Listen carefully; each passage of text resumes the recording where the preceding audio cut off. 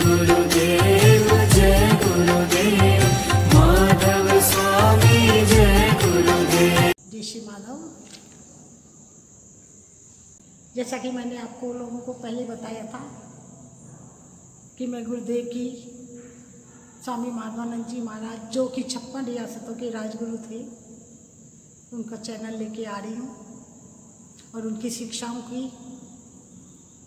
उनके उपदेशों की, उनकी अमृतवाणी आप सबके सामने ला रही हूँ, आज जिससे आप सभी के कल्याणार्थ ये चैनल जो शुरू किया है, आज से ये शिक्षाएं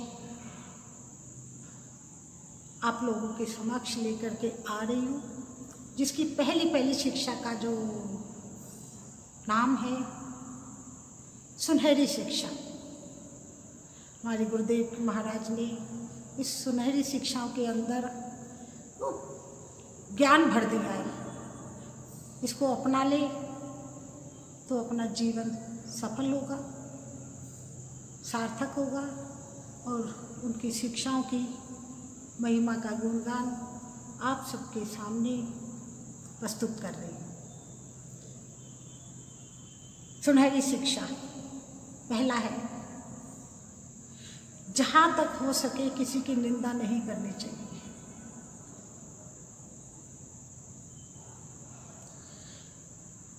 दुष्ट पुरुषों का संग कभी नहीं करना चाहिए। कोई भी काम जल्दबाजी में नहीं करना चाहिए। विचार करना चाहिए। जल्दी करने से नुकसान होता है। कहते हैं सहसा विदित में क्रिया, जल्दी करने से नुकसान होता है और किसी को धोखा नहीं देना चाहिए।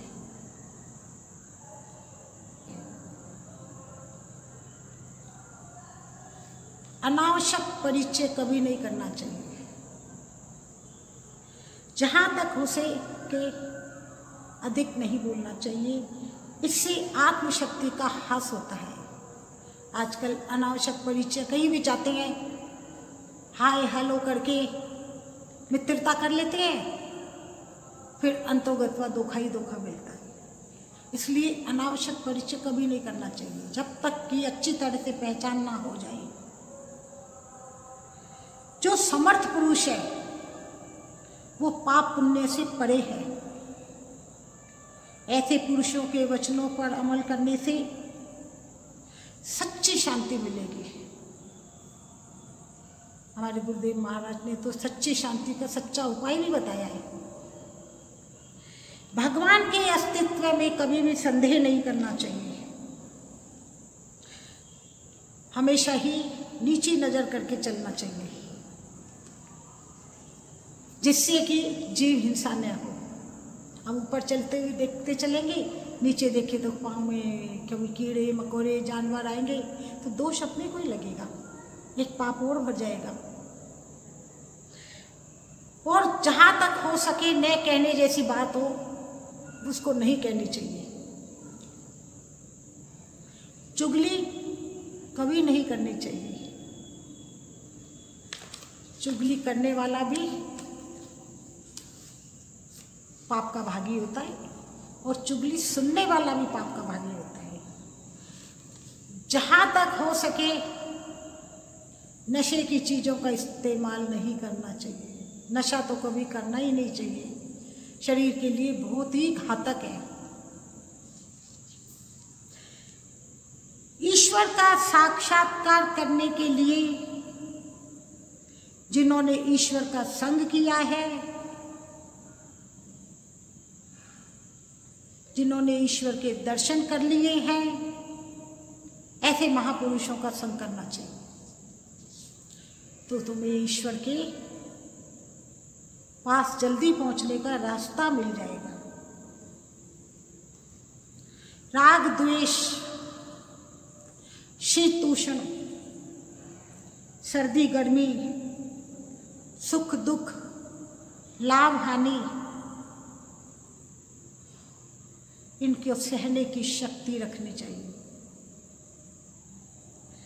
शरीर को ठीक रखने के लिए तंदुरुस्ती के नियमों का पालन करना चाहिए। हमारे गुरु महाराज ने तंदुरुस्ती के 20 नियम बताए, वे आपको आगे चल के बताए जाएंगे। सब्जियों का सूप रोज पीना चाहिए, इससे शरीर स्वस्थ रहता है, खून की कमी नहीं होती। किसी का भी निरादर नहीं करना चाहिए। कभी भी अभिमान के शब्द नहीं बोलने चाहिए। अभिमानी व्यक्ति कभी भी आगे नहीं बढ़ सकता, उसका पतन तो होके ही रहता है। हमेशा सुबह 4-5 बजे उठना चाहिए और उठकर 1 गिलास पानी पीना चाहिए। उसके बाद शौच जाना चाहिए। इससे आँखों में रोशनी बढ़ती है और पेट साफ रहेगा तो स्वस्थ रहेगी। प्रेम हमेशा ईश्वर और गुरु से करना चाहिए।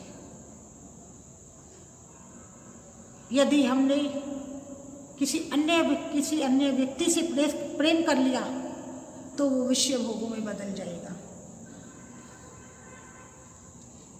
सुनो सबकी, करो मन की।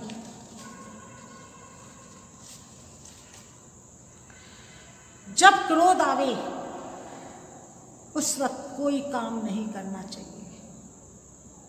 एकांत में बैठ जाना चाहिए और विचार करना चाहिए, क्या जो मैं क्रोध किया है वो क्या उचित है या अनुचित है। हमेशा सादा रहने की कोशिश करनी चाहिए। रात्रि को हमेशा भोजन कम करना चाहिए। भोजन हमेशा सात्विक होना चाहिए,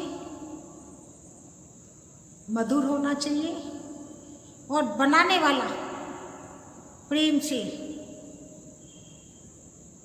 ईश्वर का चिंतन करते हुए बनाएगा तो खाने वाले को भी आनंद ही प्राप्त होगा। प्रेम और विषय भोगों को हमेशा अलग रखना चाहिए। सनातन धर्म के सिवा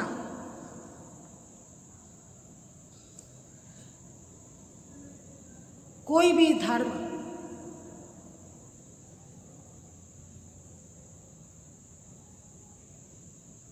अखंड नहीं है। सनातन धर्म को कभी नहीं छोड़ना चाहिए। सनातन धर्म पहले भी था, अभी भी है और आगे भी रहेगा।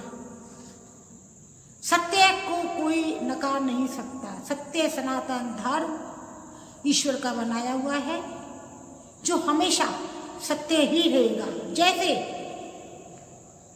जैसे सूर्य को बादल अगर ढक दे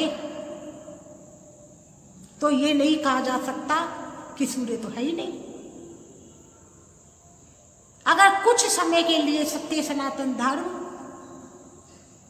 मजहबों की वजह से या किसी पाखंडियों की वजह से ढक दिया जाए तो भी सत्य तो सत्य ही रहेगा। इसलिए कभी भी सत्य सनातन धर्म को कभी नहीं छोड़ना चाहिए। गुरु की आज्ञा का पालन हमेशा करना चाहिए। 55 वर्ष के बाद विषय भोगों को छोड़ देना चाहिए। हठ योग, राजयोग की समाधि जरूर सीखनी चाहिए। 8 घंटे से ज्यादा नहीं पढ़ना चाहिए। हफ्ते में एक बार त्रिफला को पानी में भिगो करके उससे आंखें धोने से आंखों की रोशनी तीर होती है। हफ्ते में एक बार सरसों के तेल की मालिश पूरे शरीर पे करनी चाहिए। हमारे गुरु महाराज तो कहते थे 30 वर्ष के बाद महीने में एक बार मालिश करनी चाहिए। 50 वर्ष के हो जाए तो 15 दिन में एक मालिश करनी चाहिए। इससे ऊपर हो जाए तो नित्य ही मालिश करनी चाहिए। इससे शरीर स्वस्थ रहता है, तंदुरुस्त रहता है, नसें जाम नहीं होगी और बुढ़ापे की बीमारियां नहीं होगी। निरर्थक किसी को दुख नहीं देना चाहिए। बैठे बैठे किसी को भी परेशान कर लेते हैं। किसी के भी माध्यम से देख लो, आजकल टीवी के माध्यम से देख लो, चाहे मोबाइल के माध्यम से देख लो, परेशान करते रहते हैं। निरर्थक किसी को दुख नहीं देना चाहिए और किसी की भी गुप्त बात को प्रकट नहीं करनी चाहिए। मान लो किसी ने तुम्हारी गुप्त बात को प्रकट कर दी, तुमने उसको मन की बात बता दी, हो सकता है कल वो तुम्हारा शत्रु बन जाए और तुम्हारी सारी बातें खोल दे, तो वो दुश्मन बन जाएगा। इसलिए अपनी बात को, मन की बात को मन में ही रखनी चाहिए।